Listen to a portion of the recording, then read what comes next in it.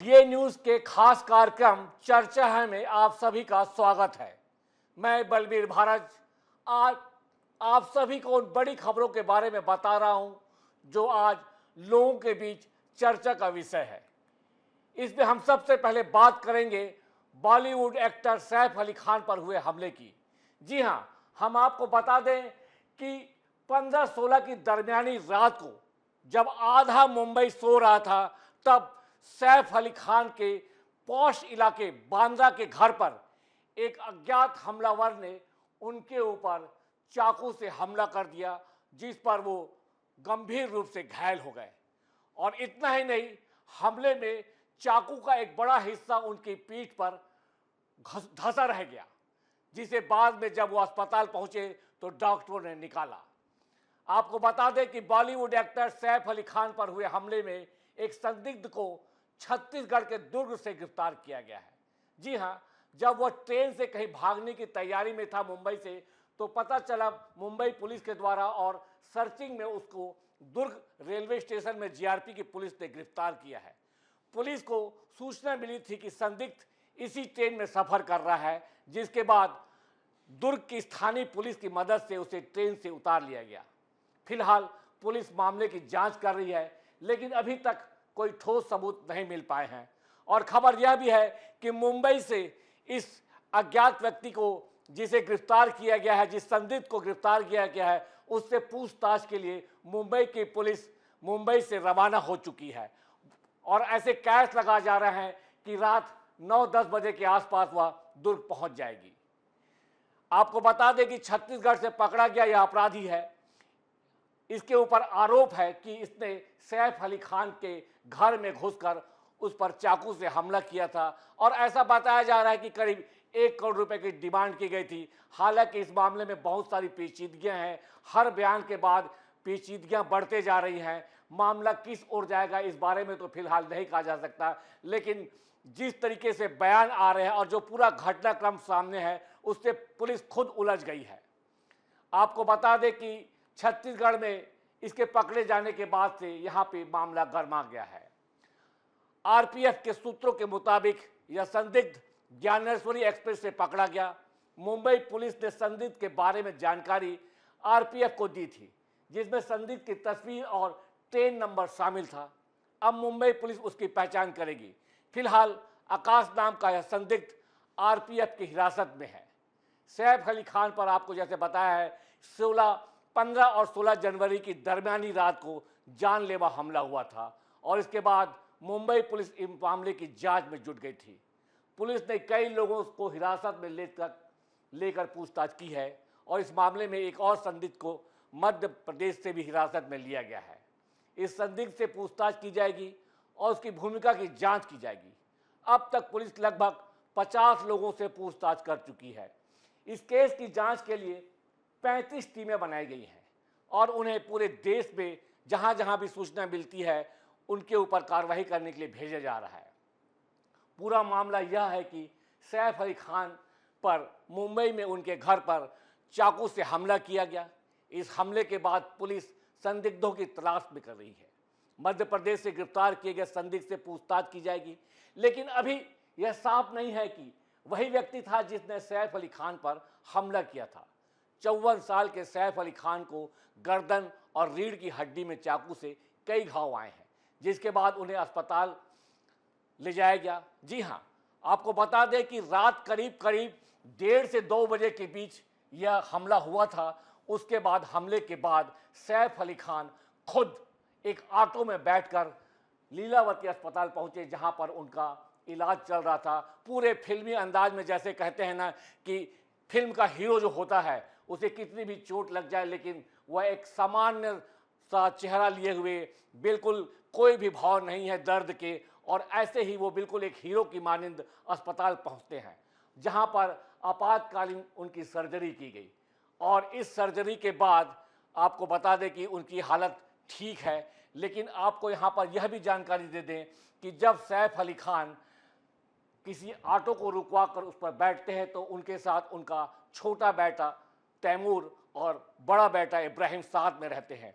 Auto driver का कहना है कि उसे उस वक्त तक भनक नहीं थी कि यह जिस शख्स को मैं ले जा रहा हूं वह सैफ अली खान है और उसका कुर्ता पूरा खून से भीगा हुआ है। तो हम आपको बता दें कि मुंबई के पॉश इलाके में एक 11 मंजिल की बिल्डिंग में जिसमें सैफ अली खान रहते हैं, वहां पर किसी व्यक्ति का आसानी से घुस जाना और सैफ अली खान को गंभीर रूप से चाकू से हमला कर उन्हें चोटें पहुंचाना एक बहुत बड़ा मुद्दा है, जो वर्तमान सरकार, जो भाजपा की सरकार है, उसके लिए अब बहुत ही जवाब देते हुए नहीं बन रहा है कि मुंबई की सुरक्षा को लेकर उनके ऊपर सवाल या निशान खड़े कर दिए हैं विपक्षी दलों ने। और इसको लेकर सरकार सचेत है कि एक मुंबई के पॉश इलाके में जहां पर की सुरक्षा व्यवस्था बहुत ही गंभीर विषय है, जहां पर एक से बढ़कर एक वीआईपी रहते हैं, अगर वहां की सुरक्षा व्यवस्था में इस तरीके से कोई चूक हो जा रही है तो सरकार पर सवालिया निशान उठाना लाजमी बनता ही है। आपको बता दें कि इस शख्स की सीसीटीवी कैमरे में फुटेज भी कैद हुई है, जिसको लेकर पुलिस ने एक आधार बनाया है और इसी को लेकर वह जांच शुरू कर रही है। उसके जो फोटो हैं उसे वायरल किया गया है अलग अलग थानों में और इस व्यक्ति की तलाश में जुटी हुई है। हालांकि 16 जनवरी के बाद से पुलिस को कोई महत्वपूर्ण सुराग तो नहीं मिले हैं। पुलिस खुद उलझी हुई है कि जिस तरीके से एक के बाद एक माफ़ कीजिएगा, जिस तरीके से एक के बाद एक इस मामले में पेचीदगियां सामने आ रही हैं, पुलिस किसी भी ओर जिस ओर भी बढ़ रही है वहां से उसे एक नया मोड़ मिल जा रहा है और वह अपराधी के लिए एक जो तय गाइडलाइन है, पुलिस ने जो तय कर रखा है, उस हिसाब से उसे कोई भी सूचना अभी तक के नहीं मिली है। और यही है कि जिसके चलते अभी तक के जो संदिग्ध है उसे पकड़ा नहीं जा सका है। इसको लेकर सोशल मीडिया से लेकर राजनीतिक हलकों में, आम पब्लिक में, बॉलीवुड की दुनिया में ज़बरदस्त रूप से चर्चा है कि सैफ अली खान के ऊपर हमला किस तरीके से हुआ है, हमलावर कौन है, इसको लेकर बहुत सारी कयास लगा जा रहे हैं। हर किसी की अपनी अपनी कहानी है और हर कोई सोशल मीडिया में इसे अपने तरीके से देख रहा है। तो यह एक आज हम आपको बता दें कि 16 जनवरी के बाद से यह देश में अभी भी चर्चा का विषय बना हुआ है, क्योंकि अभी तक के अपराधी को पुलिस पकड़ नहीं पाई है, अपराधी पुलिस ग्रिप से बाहर है। लेकिन फिलहाल आपको इतना तो बता दें कि सैफ अली खान सुरक्षित हैं और अब उन्हें सर्जरी वार्ड से निकालकर कॉमन वार्ड में, जो एक पेइंग वार्ड कहते हैं, वहां पर उन्हें शिफ्ट कर दिया गया है।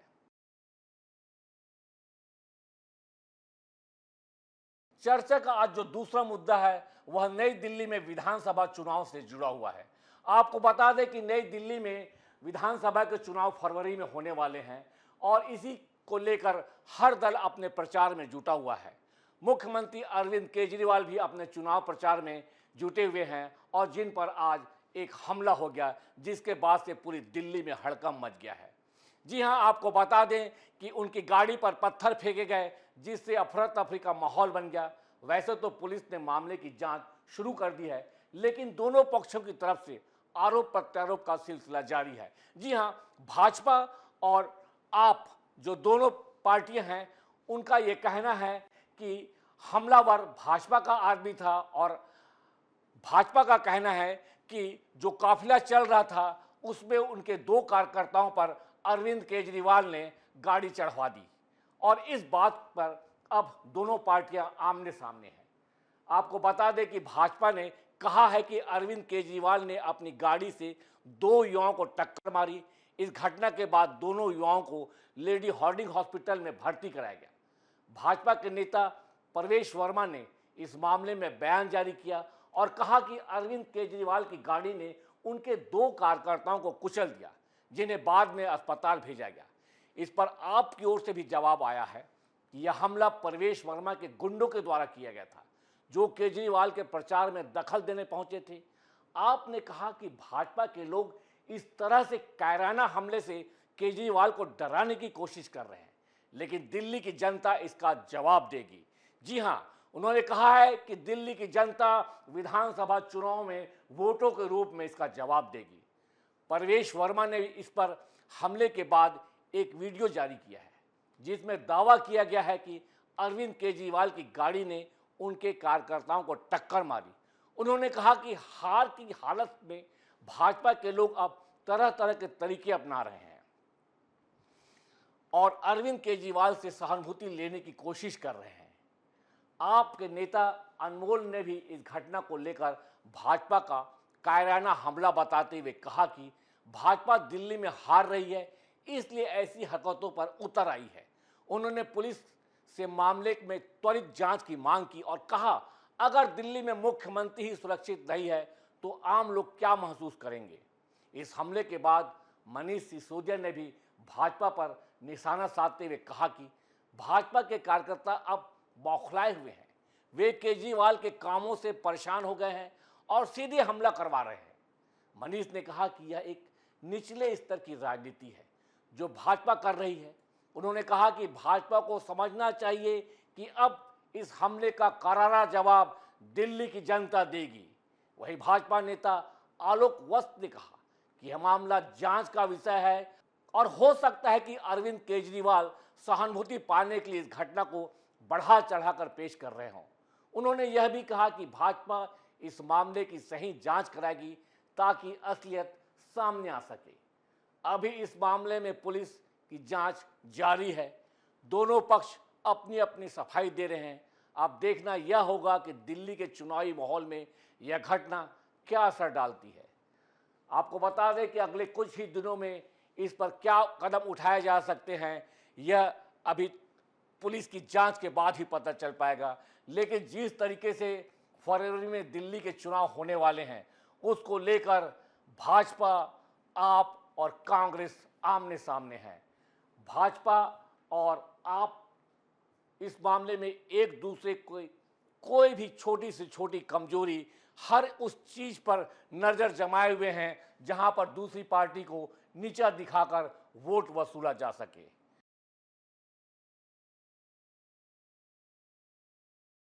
आज की जो चर्चा है उसमें तीसरा और अंतिम चर्चा हम यह करने वाले हैं कि आईसीसी चैंपियंस ट्रॉफी 2025 जो 19 फरवरी से शुरू होने वाली है, उसके लिए भारतीय टीम का ऐलान कर दिया गया है। आपको बता दें कि बहुत ही दांव पेच के बाद इस टूर्नामेंट को यह सुनहरा अवसर मिला है कि जब टूर्नामेंट के ऊपर संदिग्ध के बादल छाए हुए थे कि यह टूर्नामेंट हो पाएगा कि नहीं हो पाएगा, क्योंकि आपको हम बता दें कि भारत ने पाकिस्तान में सुरक्षा कारणों से मैच खेलने पर मना कर दिया था और पाकिस्तान की सरकार और वहां का जो स्पोर्ट्स अथॉरिटी है वह चाहती थी कि जिस तरीके से बाकी देश की टीमें यहां क्रिकेट खेलने के लिए अपनी मंजूरी दे चुकी हैं, भारत भी यहां पर खेले। लेकिन भारत ने सुरक्षा कारणों से ऐतराज किया और इसको लेकर संशय बन गया कि सही वक्त पर मेन्यू के हिसाब से, फिक्सचर के हिसाब से क्या 19 फरवरी को मैचों का आगाज हो पाएगा कि नहीं हो पाएगा। लेकिन इसका हल निकाल लिया गया है और एक हाइब्रिड खेल की तरह से इसे संज्ञा दी गई है कि भारत और पाकिस्तान के जो मैच है वो दुबई में होंगे और इन मैचों को संज्ञा दी गई है कि हाइब्रिड मैच हैं ये। और इसको लेकर अब जो दुविधा है, जो संदिग्ध के बादल से, संदेह के जो बादल से वो हट गए हैं और इसको लेकर अब आज जब यह स्पष्ट हो गया है कि भारत के मैच पाकिस्तान से जो होने वाले हैं वह दुबई में होंगे, तो इस चैंपियंस ट्रॉफी के लिए भारत ने अपनी टीम की घोषणा कर दी है। आपको बता दें कि 19 फरवरी से 10 मार्च तक चैंपियंस ट्रॉफी होगी जिसकी मेजबानी पाकिस्तान कर रहा है। सुरक्षा कारणों से भारत ने आपको बता दिया था कि मैच खेलने से इनकार कर दिया था और आज जब इसके ऊपर से पूरे संदेह के बादल हट गए हैं तो उसने अपनी टीम की घोषणा कर दी है। भारतीय टीम की कमान एक बार फिर रोहित शर्मा के हाथों में दी गई है। मुख्य चयनकर्ता अजित आगरकर ने मुंबई के वानखेड़े स्टेडियम में प्रेस कॉन्फ्रेंस के दौरान आईसीसी चैंपियंस ट्रॉफी 2025 के लिए टीम का ऐलान किया है। सबसे पहले किसे टीम में जगह मिली, उन नामों पर हम चर्चा कर लेते हैं। आपको बता दें कि रोहित शर्मा बतौर कप्तान मैच खेलेंगे, विराट कोहली, शुभमन गिल उप कप्तान के तौर पर टीम में शामिल हैं, एस अय्यर, केएल राहुल, हार्दिक पांड्या, अक्षर पटेल, वाशिंगटन सुंदर, कुलदीप यादव, जसप्रीत बुमराह, एम शमी, अर्शदीप, यशस्वी जायसवाल, ऋषभ पंत और रविंद्र जडेजा को टीम में चयनित किया गया है। आपको बता दें कि टीम चयन में जसप्रीत बुमराह और कुलदीप यादव की फिटनेस पर विशेष ध्यान दिया जा रहा है। जैसा कि आपको पता है कि बुमराह, जिन्हें सिडनी टेस्ट के दौरान पीठ में समस्या हुई थी, पर खास नज़र है क्योंकि वे लंबे समय तक चोट से बाहर रहे थे। और कुलदीप यादव भी अक्टूबर में हुई हार्निया सर्जरी के बाद वापस फॉर्म में लौटने की कोशिश कर रहे हैं। चैंपियंस ट्रॉफी के लिए टीम चयन के दौरान मध्य क्रम में श्रेयस अय्यर की भूमिका पर चर्चा हुई, जिन्होंने 2023 वनडे वर्ल्ड कप में शानदार प्रदर्शन किया था। भारतीय टीम ने, आपको बता दें कि 12 साल पहले 2013 में यह चैंपियंस ट्रॉफी जीती थी। उसके बाद से अभी तक अकाल पड़ा हुआ है। और आपको बता दें कि 2013 में जब भारत ने यह चैंपियंस ट्रॉफी जीती थी तो इंग्लैंड को 5 रनों से हराकर इस पर अपना कब्जा बनाया था। आपको हम लगे हाथ यह भी बता दें कि जसप्रीत बुमराह जो हैं वो पीठ की चोट की वजह से परेशान हैं और उनकी टीम में उपस्थिति को लेकर अभी भी संदेह बना हुआ है। हालांकि उनका नाम टीम में शामिल किया गया है, लेकिन अंतिम क्षणों में यदि उनकी फिटनेस पर सवालिया निशान बने रहेंगे तो हो सकता है कि उसे टीम में शामिल ना किया जाए और उनकी जगह किसी अन्य खिलाड़ी को जगह दी जाए। तो ये था चर्चा में हमारा आज का विषय, जिस पर हमने आपसे बातें की। इसी तरीके से हम चर्चा में आपसे अन्य विषयों को लेकर फिर मुलाकात करेंगे। तब तक के लिए आज्ञा दीजिए। नमस्कार, जय हिंद।